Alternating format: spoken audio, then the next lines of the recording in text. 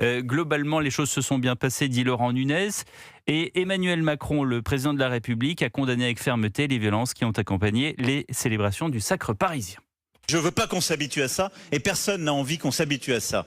Des scènes de violence inacceptables à Paris et dans d'autres villes, hier soir, une bonne partie de la nuit. Et donc je veux remercier le ministre de l'Intérieur, le préfet de police, l'ensemble des équipes qui se sont mobilisées sur la plaque parisienne et dans beaucoup de villes de province face à ce qui est inqualifiable. Je veux remercier l'ensemble de nos forces de l'ordre, évidemment nos commerçants qui ont été touchés, les victimes, les gens qui ont été blessés. On ne veut plus voir ça, fini. On en a ras-le-bol. Terminé ça. Alors, terminer ça, peut-être, mais enfin, c'est ce qu'il avait dit mot pour mot en 2025, le président de la République, Mayalène. On n'a pas la garantie que ce soit une parole performative. Je voudrais juste noter quelque chose. Jérôme Fourquet a fait une tribune, un entretien très intéressant dans Le Figaro aujourd'hui, et il relève un peu l'origine de toutes ces émeutes. C'est très intéressant, on voit qu'on passe d'un certain hooliganisme qui accompagnait plusieurs rendez-vous sportifs, dont ceux du PSG, à aujourd'hui un prétexte pour des émeutes et pour des casseurs. Et je trouve qu'il y a une seule chose qui se dégage de cette analyse de Jérôme Fourquet, une chose qui est certaine, c'est que malgré un dispositif policier qui peut être extrêmement important, comme c'était le cas ce week-end, et on peut remercier d'ailleurs les forces de l'ordre, ça n'est pas du tout ni le sujet, ni la solution. Je prétends pas avoir la liste des solutions à apporter, mais on voit qu'on a une génération c'est à peu près une dizaine d'années, le fait que ça soit devenu un prétexte aux émeutes et aux cassures. Donc là, on a quand même une génération de jeunes qui est en train de se transmettre ces espèces de rendez-vous qui ont aussi lieu à Halloween ou pour le jour de l'an, par exemple. La question, c'est comment freiner cette transmission des jeunes générations entre elles sur à ce soir-là, vous aurez le droit d'aller casser, d'aller brûler des voitures, voire d'aller piller. Jean-Christophe. Écoutez, moi j'étais dehors pour célébrer la victoire du Paris Saint-Germain avec, non pas mes enfants puisqu'ils étaient avec leurs amis chez moi avant et ensuite ils sont partis de leur côté. Ce que je n'aime pas effectivement dans ce qui s'est passé, c'est que pour faire la fête aujourd'hui, il faut qu'on sécurise notre joie. Ça c'est compliqué.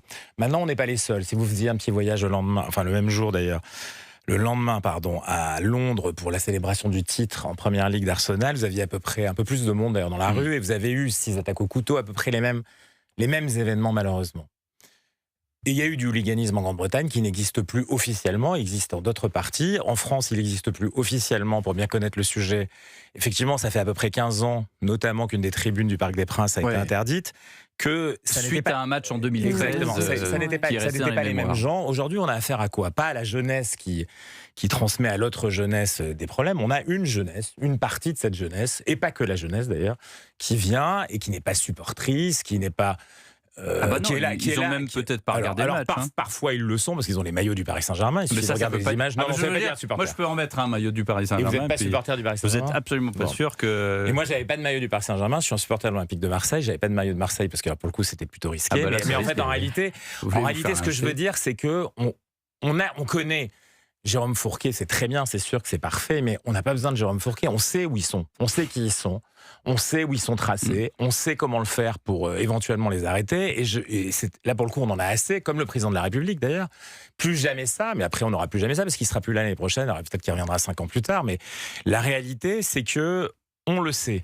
Alors comment on fait pour en finir avec ça? C'est très compliqué une fois qu'on a dit ça. Ce que je vous le dis, c'est pour ça que l'exemple britannique est intéressant, c'est que peu ou prou, pour les mêmes raisons, avec des typologies de population à peu près similaires, avec un petit différentiel à Londres, c'est qu'il y a tellement de clubs professionnels que les uns se détestent. Alors le titre d'Arsenal, ça peut provoquer ailleurs, mais c'était pas vraiment ceux-là qui ont planté au couteau des gens dans les rues de Londres hier, ou qui ont violé des femmes, ou qui ont fait... on en est là quand même. Donc c'est une autre violence, une haine qui se caractérise sur un contexte de bien autre chose que le Paris Saint-Germain. Je vous le dis, la fête nationale, la fête de tous les événements positifs de ce pays sont pollués par ça. Donc ça veut dire que si on pollue ça, c'est qu'on est contre cette fête-là, c'est qu'on est contre la fête nationale, c'est qu'on est contre la fête autour du Paris Saint-Germain, qui est pourtant un club qui est français certes à Paris, mais qui appartient à un État très largement, qui est Moyen-Orient. Non, qui appartient à un État moyen-oriental, qui lui-même soutient, par exemple, en grande partie ce qui se passe en Palestine, ou en tout cas certains mouvements, et qui pour autant provoque chez certains dans la rue dire Free Palestine, ainsi de suite. On est dans la confusion la plus totale, et ça n'est rien d'autre qu'une haine, ou en tout cas une volonté d'exploiter, pour des mauvaises raisons, mais une haine par rapport à ce que nous sommes, par rapport à ce que nous représentons. Et encore une fois, je vous le redis, les géographies, les populations, les gens jeunes ou moins jeunes ils sont connus, ils sont situés pas comme les hooligans dans le temps, mais quasiment au même niveau aujourd'hui. Et si on ne veut pas arriver à avoir systématiquement cela, il faudra que notre police et notre justice fassent autre chose que d'attendre les gens, de les attendre comme on attendrait défensivement devant son but, comme Arsenal pendant la finale d'ailleurs, et de jouer plutôt à l'offensive aux endroits où il faut aller les chercher. Antonin André. Alors, il y a beaucoup de choses là. Moi, je pense que ça n'a rien à voir avec le football, rien à voir avec le hooliganisme même. C'est-à-dire que le sujet n'est pas tellement le hooliganisme ni l'attachement à un club.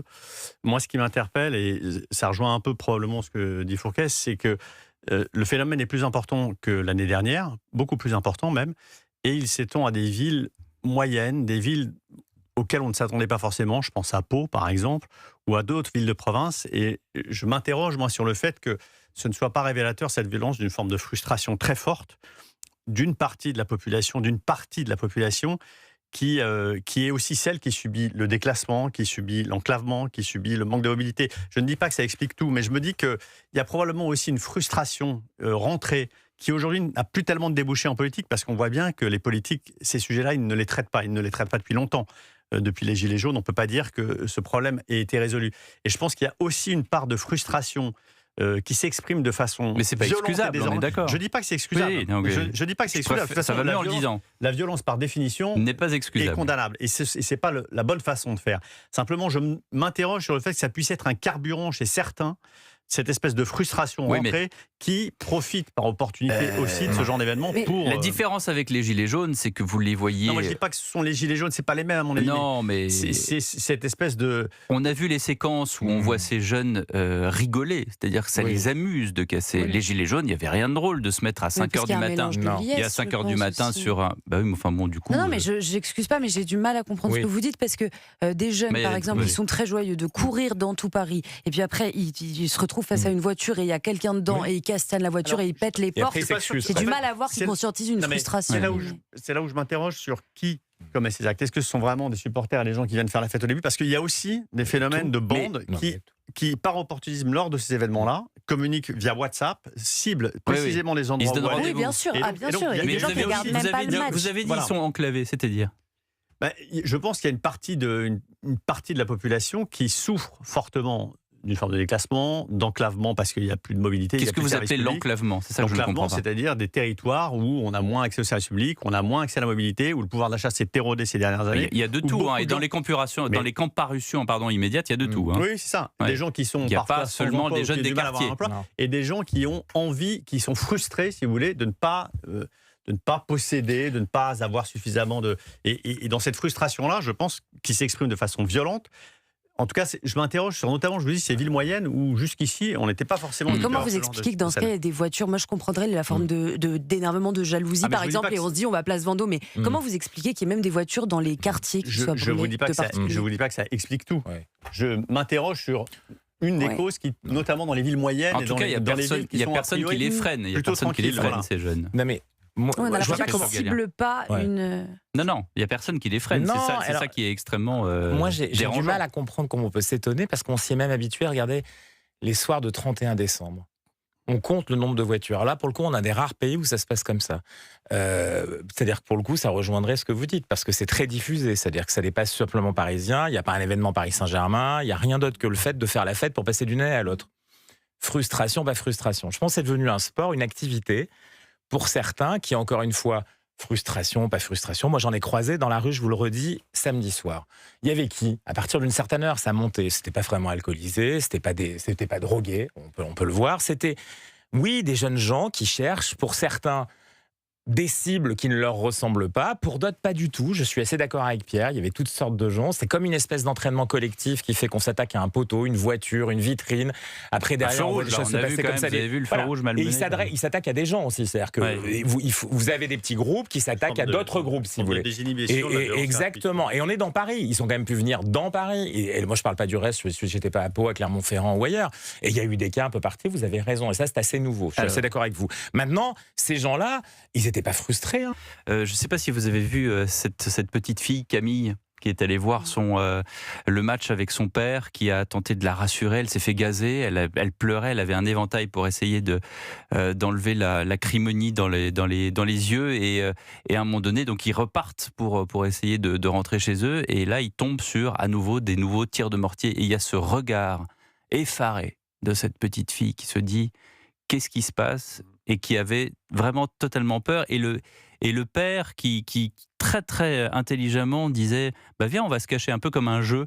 Mais quel effroi pour cette petite fille qui d'ailleurs a dit à nos confrères de Parisiens je reviendrai pas, j'irai plus voir un match. Est-ce que Emmanuel Grégoire, le maire de Paris, a vu le visage effaré de cette petite Camille? Voilà ce qu'il dit, lui. D'abord, hier soir, dans l'immense majorité des cas, les gens ont vécu ça en famille, avec des amis, et c'était une fête extraordinaire. Et des incidents en marge des grands événements, ça fait des siècles que ça existe. C'est aussi leur médiatisation et peut-être aussi l'obsession de ces fauteurs de troubles qui viennent casser, qui se mettent en scène eux-mêmes sur les réseaux sociaux. Il y a une forme d'emballement ou d'enchaînement et d'incitation d'une certaine manière à faire n'importe quoi. Voilà ce que dit M. Grégoire. C'est difficilement audible. En fait, il est difficilement audible quand on est français, qu'on y soit ou qu'on n'y soit pas, et qu'on voit ces images. C'est compliqué d'entendre des politiques qui nient et qui sont dans une forme de déni de la réalité. Parce que, mais pourquoi le font-ils ? C'est pas forcément de leur faute. Mais alors, s'ils vont jusqu'à nous expliquer que c'est nous qui avons mal vu ou qui avons mal vécu, c'est un vrai sujet de décrédibilisation de la parole publique, et on ne se sent pas du tout ni rassuré, ni protégé. Et on se dit, mais enfin, si le maire de Paris ne prend pas conscience de la dangerosité que ça représente pour des enfants, c'est vrai, vous avez raison. Moi, je ne vais plus dans les matchs de foot avec mes fils depuis longtemps, dans les matchs de club en tout cas, parce que le climat est tellement tendu que même moi, juste à ce niveau-là, vous voyez, je n'y vais plus. Donc je suis sans doute un peu peureux. Mais je veux dire, moi, quand j'entends... Vous protégez vos enfants. Donc, le peureux que je suis, qui entend le maire de Paris m'expliquer que pas du tout, ça s'est vaguement emballé sur les réseaux sociaux, mais que ça, c'est un vrai sujet. C'est un vrai sujet qui n'est pas audible, je trouve, pour les Français. Voilà, c'est la faute des médias. On emballe. Non, mais moi, je suis bien d'accord avec vous. Et d'ailleurs, c'est assez agréable d'entendre Emmanuel Macron qui dit c'est pas possible, c'est pas. Au moins, il dit. Non, mais il dit qu'il y a des violences qui ont tenté de gâcher la fête. Marie-Hélène, ça fait 2 ans. C'est autre chose que Laurent Nunez qui dit que tout a été sous contrôle. Et reprenez le discours de 2026. Il dit exactement mot pour mot la même chose. Et entre-temps, il s'est passé quand même 12 mois. Il ne s'est rien passé. Il ne s'est rien passé, mais ici sur Europe 1, alors que vous êtes journaliste politique, de dire que finalement c'est assez agréable d'entendre M. Macron dire que ça suffit. Je dis que c'est préférable d'entendre le chef de l'État qui dit ces violences sont inacceptables plutôt que le ministre de l'Intérieur qui dit tout a été sous contrôle, etc. Justement, on va l'écouter, le ministre de l'Intérieur. Qu'est-ce qu'il dit, Laurent Nunez ? On a eu un certain nombre de rassemblements festifs pour célébrer cette victoire partout sur le territoire national, évidemment à Paris, mais partout sur le territoire national. La situation a été globalement sous contrôle. On a eu évidemment des débordements que vous avez toutes et tous notés, qui ont entraîné des troubles à l'ordre public, voire des violences urbaines, mais qui ont systématiquement été pris en compte par les forces de l'ordre. Systématiquement, il y a eu une réponse policière qui a été mise en place. Moi, je ne sais pas quoi dire à propos de Laurent Nunez. L'impression qu'il me donne, c'est qu'il parle comme un tableau Excel. Vous voyez ce que je veux dire ? C'est-à-dire qu'il y a une forme de linéarité, tout un truc très, très, très linéaire, mais on ne peut pas dire que ça s'est globalement bien passé, parce qu'en fait, ça s'est globalement très mal passé. En fait. Oui, et puis on a envie de lui dire, mais qu'est-ce qui serait... C'est quoi alors si ça s'était mal passé ? C'est-à-dire que pour le coup, ça serait quoi pour lui ? C'est-à-dire qu'au-delà du tableur Excel, moi je ne suis pas d'accord avec vous, je le trouve très idéologisé, et peut-être sous-dimensionné dans sa capacité à comprendre ce qui se passe sous ses yeux. Et donc les deux ensemble, idéologisé et sous-dimensionné, ça ne crée pas un bon ministère de l'Intérieur. Et donc si vous voulez, à partir de là, quand on n'est pas supporté, on n'a pas entendu le Premier ministre, on a entendu le Président de la République qui nous répète effectivement, et devant les joueurs du Paris Saint-Germain, il ne peut pas dire autre chose évidemment, qu'il regrette ces mauvaises choses. Je pense que si vous voulez, moi ce qui m'inquiète, et je suis assez d'accord, ce qui me fait plus mal, si vous voulez, que ce qui s'est passé encore, c'est le déni. Alors le déni, c'est quoi ? C'est effectivement celui de laisser dire que c'est normal. Et que cette normalité, si vous voulez, on l'a maintenue dans un étiage qui est à peu près acceptable. Deuxième point. Et après, on va trouver des excuses. Emmanuel Grégoire, il va chercher effectivement les médias. Alors les réseaux sociaux, évidemment, parce que les réseaux sociaux, ils sont responsables de tout. Les médias, Europe 1 y compris, CNews et d'autres, évidemment, et ben voilà, ils appuient sur qu'est-ce qui ne va pas, alors qu'il faut regarder. Vous avez remarqué que c'est quand même la tendance du moment. Hein. Il faut regarder le soleil, ce qui est bien. Hein. Quand on est un individu, vous mieux regarder le soleil que les nuages. Il y a les bonnes nouvelles que les mauvaises choses. Le verre à moitié plein que le verre à moitié vide. Et là, on a des hommes politiques et des femmes politiques, parce qu'il y a les deux, qui nous disent mais tout va bien, il y a eu des événements, tout va bien, ça aurait pu être plus grave, donc tout va bien, et l'année prochaine, on fera mieux, ou pire. Ce qui est troublant aussi, je trouve, et qu'il était déjà les années précédentes, c'est qu'il n'y a pas de réponse. C'est-à-dire que on s'attendait aussi des politiques qui disent, bon, là, clairement, il y a un danger, il y a un risque, il y a une dégradation. Qu'est-ce qu'on a à proposer? Qu'est-ce qu'on doit faire? Qu'est-ce qu'on peut faire? Questionner le système judiciaire. Bon, certains disent, effectivement, c'est vrai qu'à chaque fois, on est surpris de voir qu'il y a je ne sais combien de gardes à vue, pas de peine de prison ferme. Des relax la plupart du temps, ce qui est évidemment 13 aujourd'hui, hein. Ce qui évidemment revient à dire aux gens 11 plus 2, en fait, c'est ça. Vous pouvez vous écouter tranquille parce que de toute façon il n'y aura rien là. Donc il y a la question de l'excuse de minorité, il y a la question de peut-être aussi, je ne sais pas si c'est à l'œuvre, mais de l'utilisation de la reconnaissance faciale pour pouvoir identifier systématiquement un certain nombre de gens et pouvoir les poursuivre après, même s'il n'y a pas eu de flagrant délit. Et puis, il y a des peines qui pourraient être automatiques, c'est-à-dire de dégradation par opportunisme dans ce genre de fait. C'est une forte amende, voire de la prison avec sursis, voire des jours de prison. Pourquoi pas une semaine de jours de prison pour quelqu'un qui a agressé des gens en marge de ces manifestations. Alors, évidemment, ça suppose une question de moyens, mais bon, encore une fois, je ne suis pas un spécialiste, mais ce qui me frappe aussi, en dehors du déni, c'est qu'il n'y a aucune réponse autre que de dire il y a un problème d'école, il y a un problème d'autorité, ce qui est sans doute vrai. Mais enfin, on ne va pas attendre 15 ans qu'une réforme de l'école s'applique et soit en œuvre pour pouvoir juguler le problème. C'est un problème structurel de savoir si on sauve cette génération-là, qui dit de toute façon l'État est coupable, donc...